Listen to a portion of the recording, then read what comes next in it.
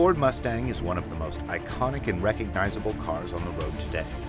Since they first drove out of the factory in 1964, they've remained an expertly crafted symbol of automotive style. But it wasn't until their second year of production in 1965 when professional racer and industry innovator Carroll Shelby joined forces with Ford to introduce the second-stage manufactured Shelby series, driving the Mustang straight into the annals of automotive history. This car was one of 335, a street machine that was once owned by the legend that bears its name, which in essence makes it one of one. This is the Shelby GT-500.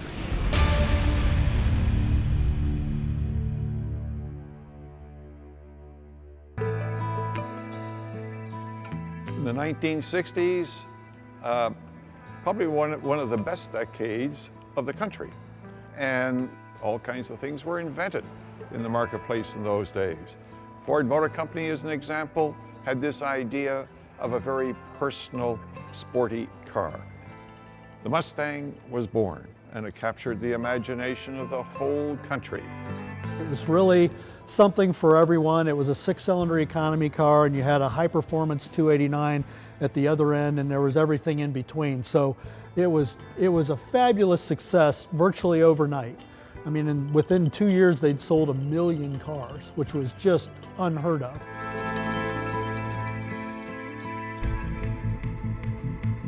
In 1965, Lee Iacocca and the executives at Ford realized they needed to get farther down the proverbial road, and the only way to do that was to put the Mustang on the racetrack. And at that time, there was nobody better equipped to turn a production car into a race car than Carroll Shelby and Shelby American. Shelby was associated with the Cobra and winning things like world championships and beating Ferrari at his own game in 1965 in the GT class. Carroll Shelby was also very involved with the team that won at Le Mans with Ford Motor Company with the Ford GT, and that was 50 years ago, right? It was the height of the muscle car era, and everyone wanted a car with stout shoulders and a throaty growl. Shelby's second-stage Mustang fit the bill, offering true racing heritage and contentious, menacing style. So when you look at the brand and you look at Mustang and you look at Shelby into 1969, the public wanted to feel some of that racing heritage, but something they could also live with on the street and bruise it up on the boulevard. A new generation of automobiles, it started, called pony cars. They came to Carroll because he was winning races all over the world and said, hey, what can you do with it? And that's when the GT350 started to evolve and became tremendously iconic.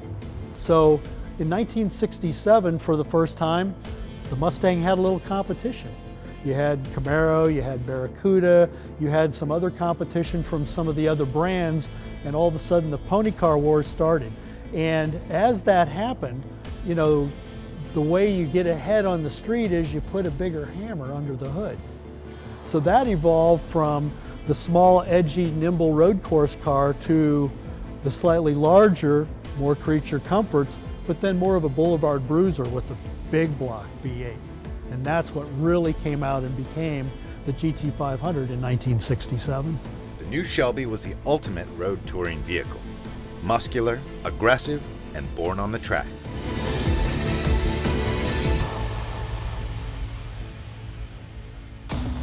One Shelby GT-500 convertible belonging to Carroll himself showcases Shelby's most successful design and power upgrades.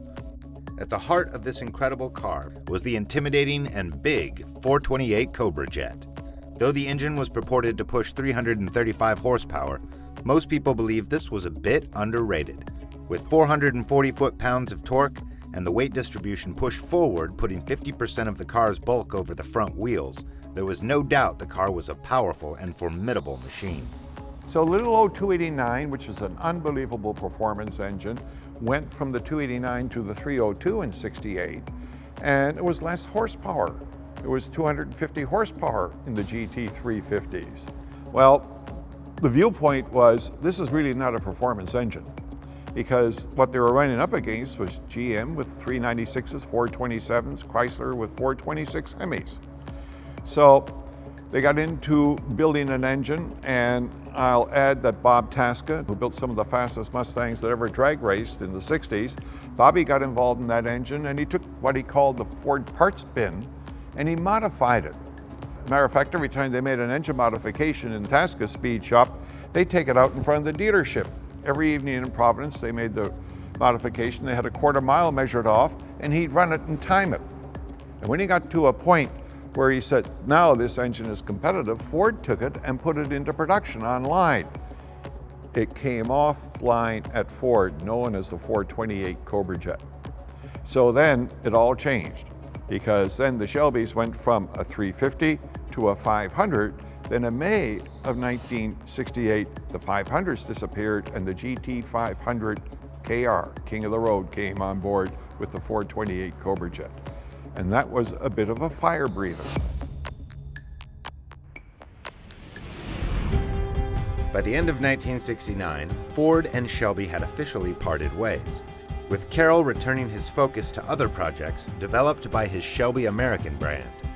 Ford then took a selection of unsold 69 models and outfitted them with new VIN numbers, ultimately selling them as 70 models.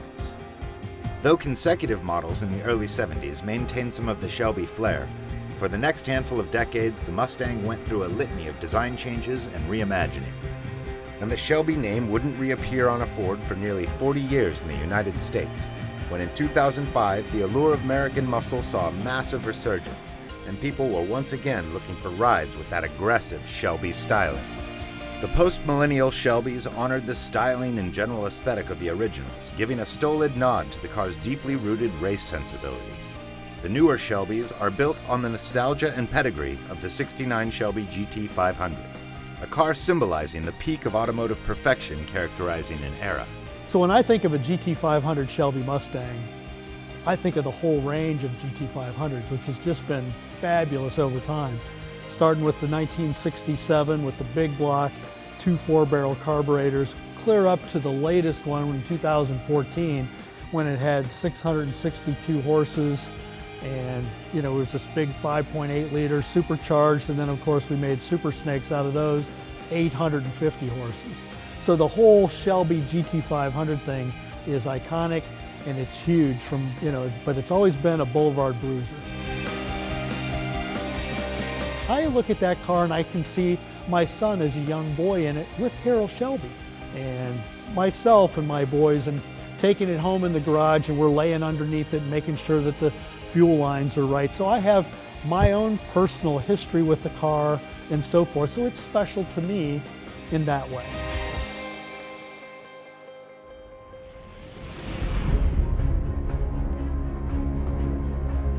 The '69 Shelby GT-500 transcends typical muscle car appreciation. It defined an era and redefined the term legendary. A '69 Shelby is a car enthusiast's holy grail. Just getting the opportunity to see one in person is an enviable achievement. I do like the '69 Shelby and its unique features. I like the fact that unlike the other hundreds of thousands of Mustangs there were, that car did stand out. It was unique, it was different. None of the other production Mustangs had fiberglass hoods and fenders and naked ducts in the hood and scoops on the sides as much.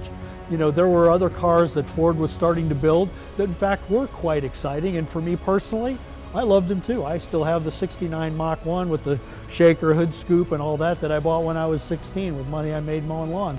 But the Shelby was really still the pinnacle, the peak. If you wanted the high water mark in any one thing, the Shelby was really it.